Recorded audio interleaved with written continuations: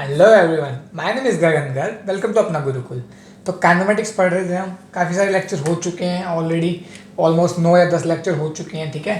तो last lecture में हमने क्या किया था? लास्ट लेक्चर में मैंने आपको रिलेटिव मोशन इन 1D बताया था।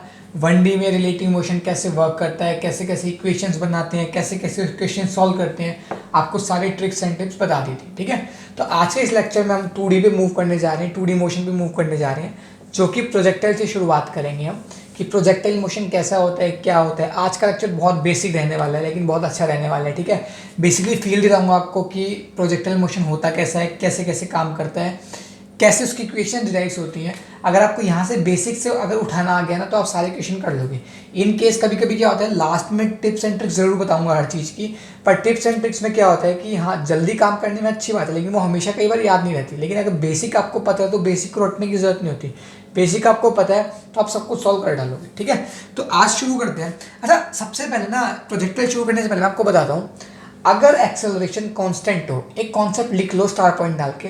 अगर एक्सेलरेशन कांस्टेंट हो तो पार्टिकल के दो ही पाथ पॉसिबल है, ठीक है। अगर कोई पार्टिकल है वो मूव कर रहा है कांस्टेंट एक्सेलरेशन से, दो ही पाथ पॉसिबल है उसके। एक होगा पैराबोलिक पाथ एंड एक होगा आपका स्ट्रेट लाइन।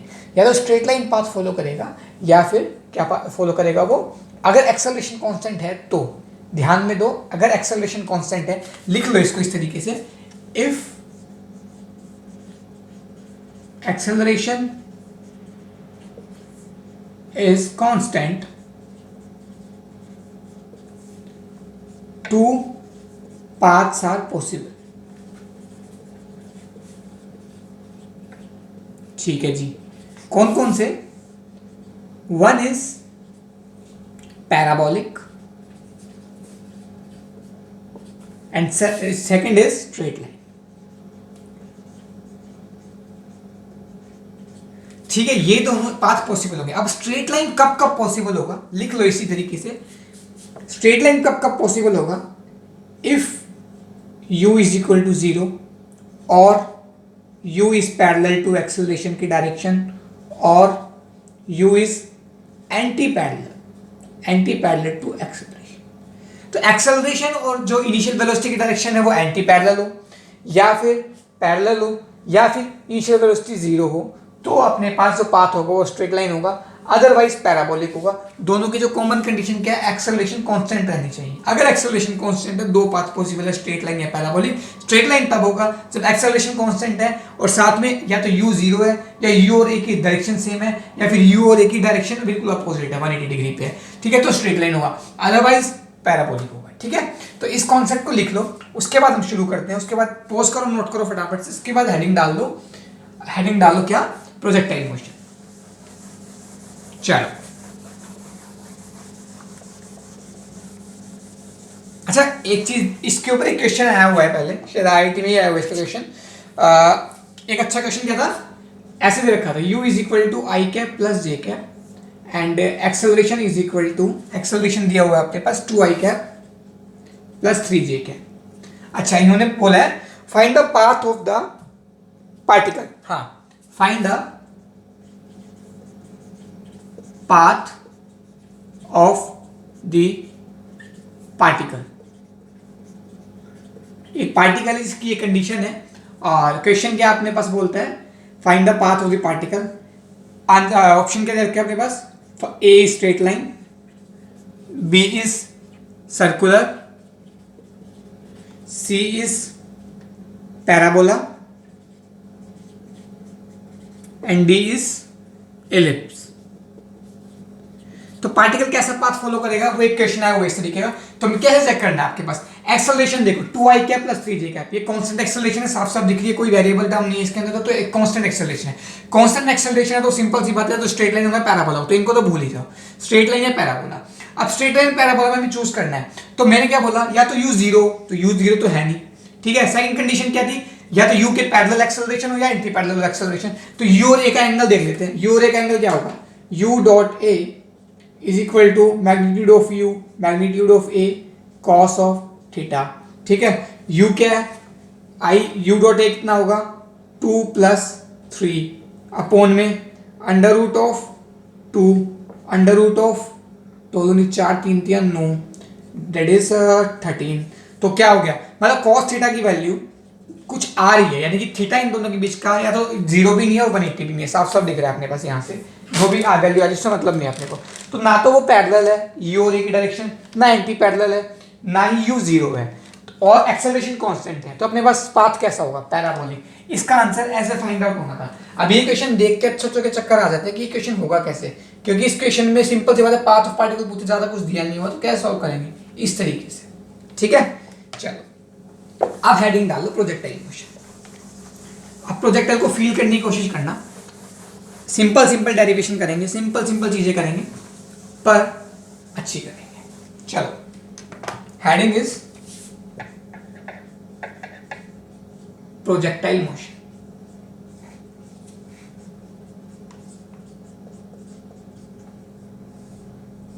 तो प्रोजेक्टाइल मोशन सबसे बेसिक इलस्ट्रेशन शुरू करती है, इलस्ट्रेशन तो नहीं, इलस्ट्रेशन कह लो, कुछ भी कह लो। तो मैंने मान लो एक पार्टिकल को यू वेलोसिटी से फेंका थीटा एंगल पर, तो ये कुछ पाथ ऐसा ट्रेवल करेगा। अच्छा, अगर मैं इसको ऐसे यू एंगल से फेंक रहा हूं तो इस अपने पास एक्सेलरेशन क्या है, जी कहां लगेगी, नीचे की तरफ। जी और यू के बीच का एंगल ना तो 0 है, ना 180 है, और ना ही यू अपने पास 0 है इस केस में, ठीक है। तो अपने को पता है अगर एक्सेलरेशन कांस्टेंट है, जो कि जी है, कांस्टेंट है, और u ना तो पैरेलल है, ना एंटी पैरेलल है, ना तो 0 है, तो इसका मतलब पाथ कैसा होगा, पैराबोलिक। तो ये पैराबोलिक पाथ फॉलो करेगा अपने पास। अच्छा, ये तो समझ में आ गया। अब पैराबोलिक पाथ फॉलो करेगा तो हमने एक ऐसा सा पाथ बना लिया। अब इसको सॉल्व कैसे कैसे करते हैं, सोचो ऐसे ऐसे पार्टिकल मूव कर रहे हैं, तो अब हम इसको सॉल्व कैसे करते हैं। हम क्या करते हैं, हमेशा इस u को दो पार्ट में डिवाइड कर लेते हैं, एक ux एक uy, यानी कि हमने u के दो कंपोनेंट कर दिए, एक x डायरेक्शन में, एक y डायरेक्शन में, यानी कि इनिशियल वेलोसिटी को हमने एक x डायरेक्शन में ले ली, एक y डायरेक्शन में ली कंपोनेंट करके। तो ux क्या होगा अपने पास, ux is equal to u cos theta, uy क्या होगा, u sin थीटा। ये बात अपने को समझ में आती है, ठीक है। कंपोनेंट लिए इस तरफ cos वाला, थीटा के साथ वाला cos कंपोनेंट होता है, इस अपोजिट वाला sin कंपोनेंट होता है, ठीक है। तो uy क्या आ गया, u sin थीटा, ux आ गया u cos थीटा। अच्छा, अब फील करो जरा, फील करो, मैं कहता हूं टी टाइम में उसने एक्स डायरेक्शन में कितना ट्रेवल किया, टी टाइम में एक्स डायरेक्शन में कितना ट्रेवल किया। तो अब इस u को भूल जाओ, दो ही वेलोसिटी, एक ये वाली, एक ये वाली। अब x में चलाने वाली कौन सी वेलोसिटी होगी, सिर्फ ये वाली, इसका तो कोई रोल ही नहीं है x में चलाने के लिए, तो ये वाली कंपोनेंट अपने पास वेलोसिटी का काम आएगा x में चलाने के लिए। तो अपने पास क्या होता है, x इज, इसको ऐसे लिखो, speed is equal to distance upon time होता है, ठीक है जी। तो डिस्टेंस क्या हो गया अपने पास, स्पीड इनटू टाइम। तो देखो अगर मैं x में चलने की बात करूं तो x इज इक्वल टू कितना आएगा, ux इंटू टी। मान लो टी टाइम में कितना चला, इतना चला, ये बात आ गई अपने को समझ में, वेरी गुड, बहुत अच्छे बहुत अच्छे। अब y में कितना चला टी टाइम में, y में कितना चला टी टाइम में, ये पता करना है अपने को, ठीक है। अब सिंपल सी बात है, अगर मैं वेलोसिटी वाइज करना चाहूं तो इसको मैं वेलोसिटी वाइज कर लेता हूं, ताकि बाद में दिक्कत ना है, मैं पहले से ही वेलोसिटी वाइज कर लेता हूं। कैसे, क्या होता है, क्या होगा, हाँ ठीक है, s is equal to u t plus half a t square, ये तो सब जानते हैं, वाह वाह बिल्कुल जानते हैं, ठीक है जी। s is equal to u t plus a t. अब x डायरेक्शन में डिस्प्लेसमेंट कितनी होगी, मैंने उसको लिख दिया x एक बार के लिए, x is equal to u x into t, ये भी समझ में आ गया। अब मैं सारी x डायरेक्शन में इक्वेशन लगा रहा हूं, तो मैं जो वेलोसिटी लूंगा वो x डायरेक्शन की लूंगा, ऑब्वियसली हर चीज x डायरेक्शन वाली लूंगा, ठीक है। तो एक्सेलरेशन x डायरेक्शन में कोई है ही नहीं इस केस के अंदर, तो अपने पास x क्या आ गया, इतना, ये भी समझ में आ गया। अब y डायरेक्शन के अंदर सेम इक्वेशन लगाओ, y डायरेक्शन के अंदर डिस्प्लेसमेंट मान लेता हूं मैं y है किसी भी टाइम t पर, तो कितना होगा, y is equal to u y t plus में हाफ, ऊपर वाली पॉजिटिव नीचे वाली नेगेटिव, इधर वाली पॉजिटिव इधर वाली नेगेटिव, वही लेके चल रहा हूं जो जनरल कन्वेंशन होते हैं। तो नीचे की तरफ g लग रहा है तो माइनस जी, ठीक है, इंटू टी स्क्वायर। ओ हो बिल्कुल सही। तो अपने पास दो इक्वेशन आ गई यहां से, x एंड y। अच्छा, इक्वेशन ऑफ ट्राजेक्टरी बोलते हैं, इक्वेशन ऑफ ट्राजेक्टरी क्या बोलते हैं, अगर मेरे से पूछे इक्वेशन ऑफ पाथ है, इक्वेशन ऑफ ट्राजेक्टरी, मान लो 2D में ट्रेवल कर रहे हैं, तो 2D में क्या क्या वेरिएबल है, एक्स वाई एक्स जेड, मतलब कुछ भी दो तरीके की, ठीक है। तो एक्स वाई नॉर्मली लेके चलते हैं, तो मुझे एक्स वाई में इक्वेशन ऑफ पाथ बतानी है कि एक्स के साथ वाई क्या वेरी कर रहा है, वाई के साथ एक्स क्या वेरी कर रहा है, मतलब इक्वेशन ऑफ पाथ बतानी है। तो अगर मेरे पास ये दो इक्वेशन है और मैं इक्वेशन ऑफ पाथ निकालना चाहूं, मैं कैसे निकालूंगा? इक्वेशन ऑफ पाथ और इक्वेशन ऑफ ट्राजेक्ट्री, ये इक्वेशन 1, ये इक्वेशन 2। क्या करेंगे? Eliminate t from 1 and 2। t को एलिमिनेट कर दो, आ जाएगा। चलो करते हैं। t को लिख सकता हूं मैं x बाई यू एक्स, तो t is equal to x by u x. ठीक है जी। y वाली में पुट कर लेता हूं, y is equal to u y into x upon u x, ये भी ठीक है, माइनस हाफ जी t को वापस से x बाई यू एक्स का स्क्वायर। ये इक्वेशन क्या आ गई? Equation of trajectory. इसको थोड़ा सा और सुंदर बनाते हैं। ये यू एक्स है, ये यू वाई है, तो परपेंडिकुलर अपॉन बेस क्या होता है? Tan theta. तो यू एक्स अपॉन क्या बोला मैंने? U y perpendicular upon base. ठीक है, परपेंडिकुलर अपॉन बेस क्या? Tan theta. तो क्या आ गया? Implies x tan theta. ये बात आ गई अपने को समझ में। यहां तक देखो, कोई प्रॉब्लम आ रही है? कोई प्रॉब्लम आ रही है तो बताओ जल्दी से। ठीक है, कोई प्रॉब्लम आई गेस नहीं आनी चाहिए। अच्छा जी, अच्छा जी, चलो चलो चलो चलो चलो चलो। अब मैं क्या करता हूं? अब मैंने क्या किया?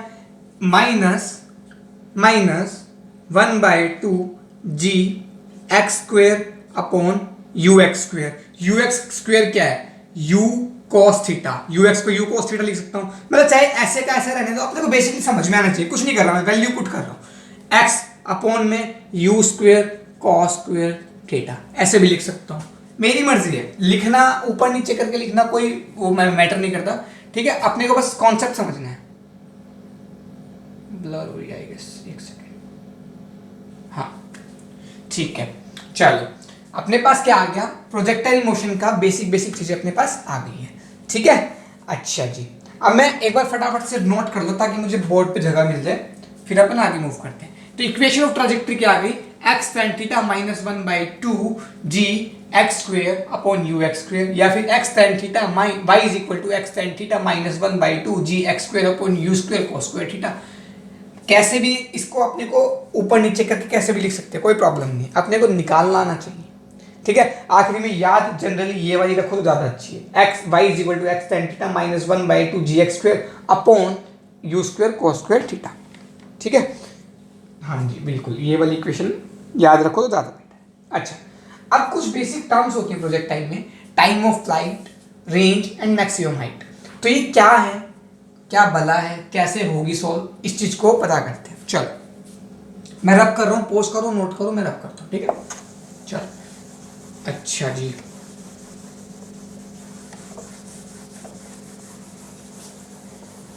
अच्छा आप देखो, टाइम ऑफ फ्लाइट का मतलब क्या है? कि वो टाइम ऑफ फ्लाइट का मतलब क्या है? कितनी देर वो हवा में रहा, कितनी देर उसने ट्रैवल करने में लगाई, वो टाइम ऑफ फ्लाइट है। अच्छा, टाइम ऑफ फ्लाइट निकालने के लिए आप सोचो एक चीज, मैं यहां से चला और यहां पहुंच गया, मतलब ग्राउंड से, ये बेसिक वाला इलस्ट्रेशन ले रहा हूं, चीजें अकॉर्डिंगली चेंज भी हो सकती है, लेकिन बेसिक से अपने को चीज समझ में आ जाती है। ठीक है, यहां ग्राउंड से मैंने एक चीज को ऐसे फेंक दिया और ये ऊपर जाके ऐसे करके यहाँ पे आ गया, यहाँ पे आ गया ये बॉल। ठीक है, यानी ग्राउंड से फेंका, ग्राउंड पे आ गया। तो जो वाई डायरेक्शन में क्या है, डिस्प्लेसमेंट है, वो जीरो है।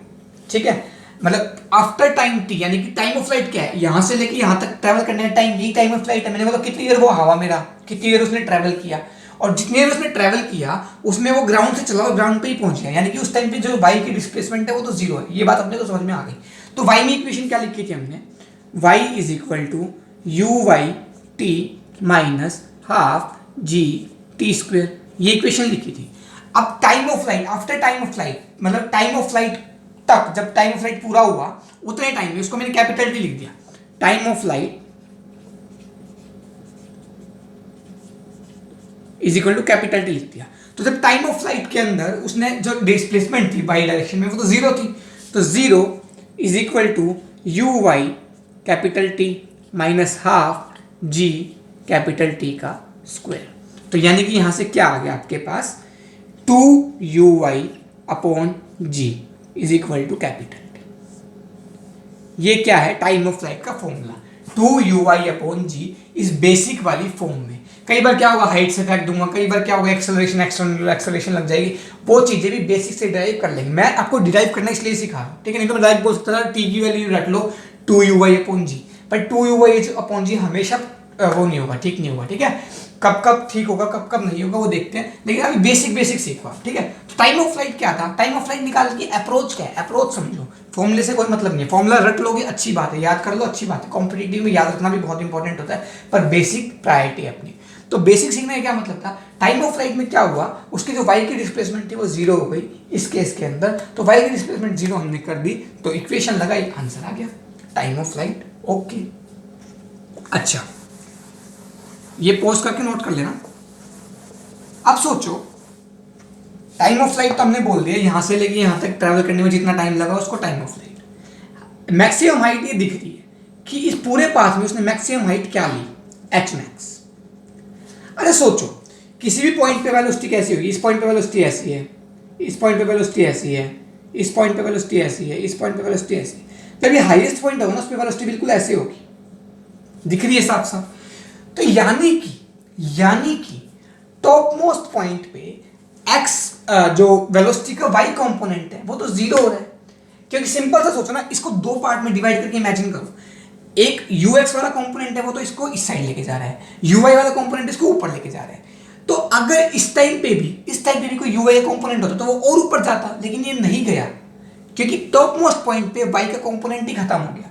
क्यों खत्म हो गया, क्योंकि y ऐसे लग रहा था, g ऐसे लग रहा था, तो एक टाइम पे आने के बाद तो खत्म होना ही था, डीएक्सेलरेशन हो रही है चीज, तो एक टाइम पे वेलोसिटी जीरो होगी, तो मैक्सिमम हाइट पे जो y कंपोनेंट है वेलोसिटी का वो जीरो हो गया।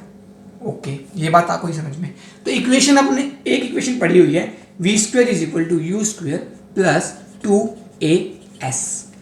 अगर मैं ये इक्वेशन इन y डायरेक्शन लगा दूं, y डायरेक्शन में, तो final velocity zero, initial velocity uy का स्क्वायर -2, माइनस क्यों आया, क्योंकि ग्रेविटी नीचे की तरफ वर्क कर रही है, -2 × g × h मैक्स। मतलब जिस पॉइंट पे वाई की वेलोसिटी जीरो हो गई थी उस पॉइंट पे एच मैक्स पे था ही, मतलब एच मैक्स ट्रेवल कर लिया था उसने डिस्प्लेसमेंट में, तो एच मैक्स यहां से क्या आ गया आपके पास, uy² / 2g।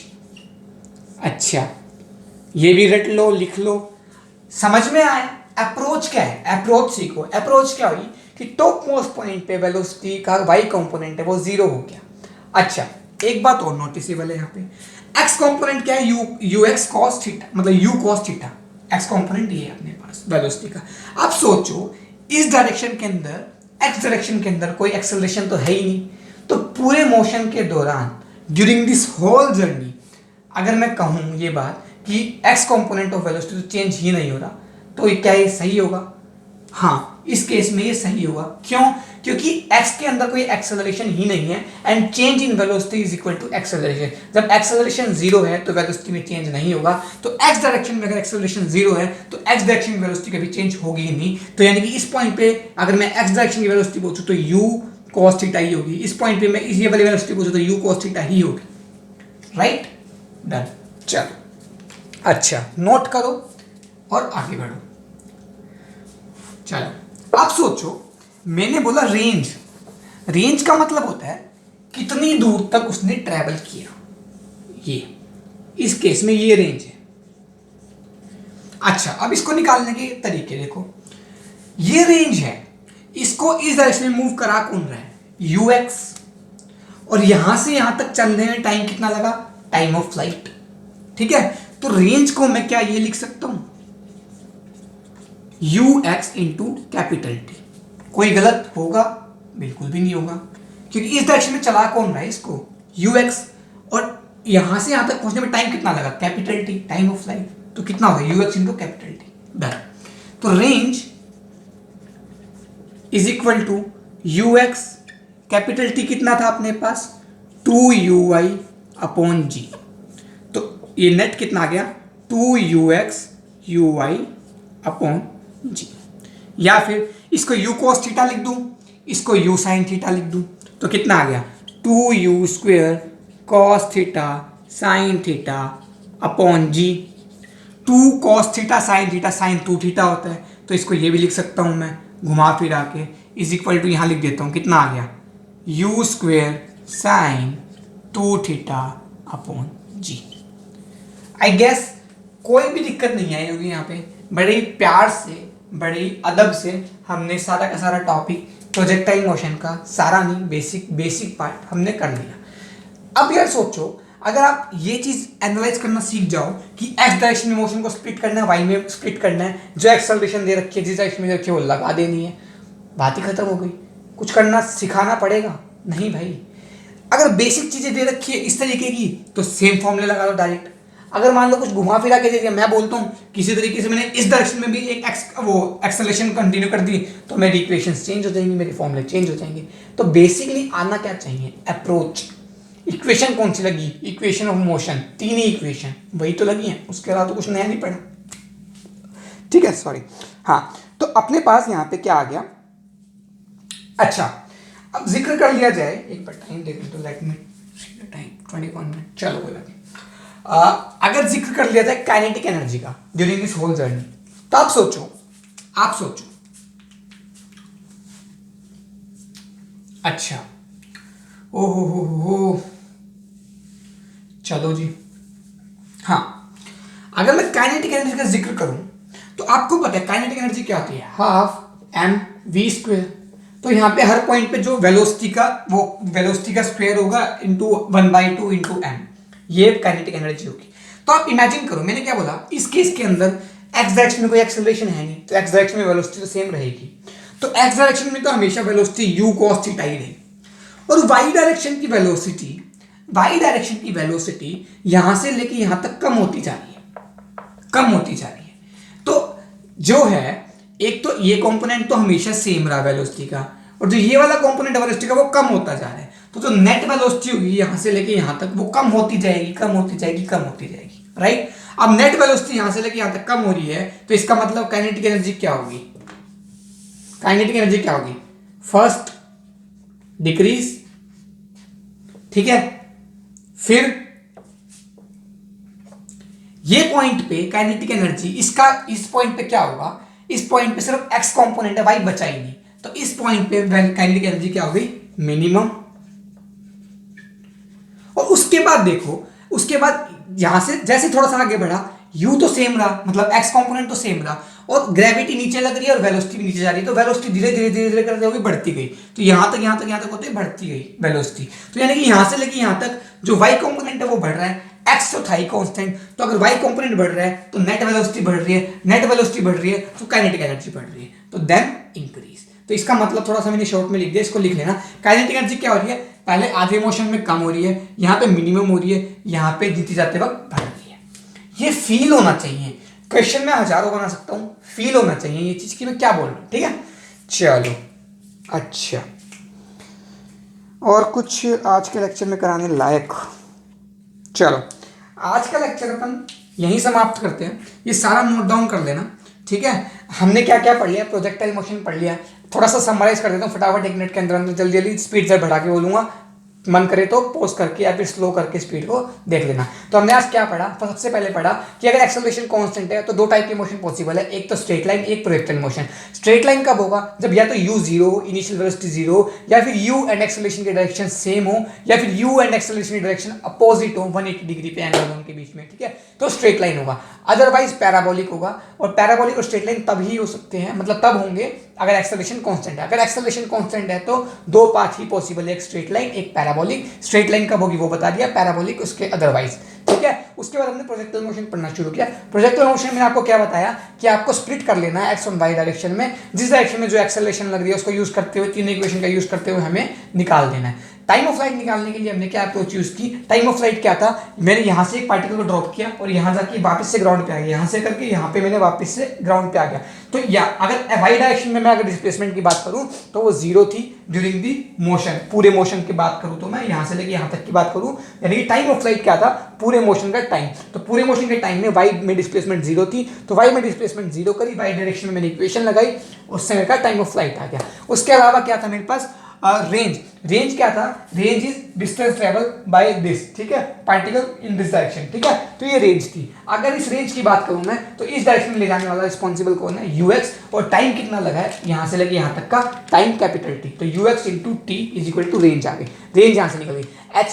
एच मैक्स निकालने का क्या तरीका था?